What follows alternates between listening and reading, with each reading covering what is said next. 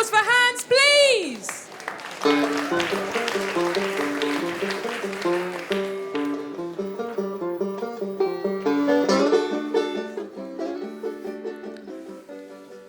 What do you see when you look at the moon? When you were looking at the moon, you might have noticed that not much is going on. The landscape of the moon always looks the same. Having only our moon to look at, we might start to think that the moons around other planets are like our moon, static. But nothing is further from the truth.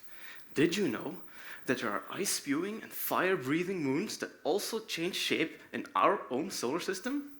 Let me tell you about the moons of ice and fire that are orbiting the giant planet, Jupiter. These moons are fiery Io and icy Europa. Io is covered with volcanoes of lava, while Europa is covered in ice. You could say that winter has come to this moon. Under its icy surface, Europa has an ocean of liquid water, and sometimes this water leaks out through cracks in the ice, and it forms volcanoes of freezing water. So we have two very different kinds of volcanoes, hot ones with lava and cold ones with freezing water. But the reason why they exist is actually the same. And it is because something's heating these moons on the inside. Now, what is heating them? And this is where the shape changing comes in. So here's my moon. The strong gravity of the planet Jupiter is pulling on these moons, changing their shape from spherical to more like a rugby.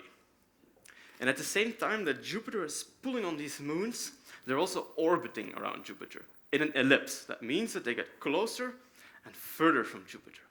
And when they're closer, the pulling is stronger than when they're further. And because of this, every orbit, their shape changes from a sphere to more like a rugby.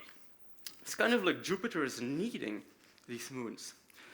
And what's important is that this kneading causes friction on the inside of these moons.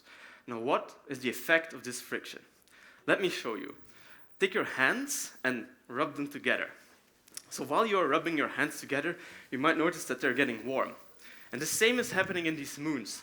This kneading of Jupiter causes friction on the inside, and that causes these moons to become warm on the inside. And in the case of Io, this heat causes the volcanoes, and in the case of Europa, it causes the ice on the inside to melt and this liquid water ocean to be formed. So the next time you look at the moon, remember the moons of ice and fire. I'm involved in a new space mission by the European Space Agency that will go to Jupiter to study these moons. My job is to figure out the different ways that we can detect the material that's coming from these moons.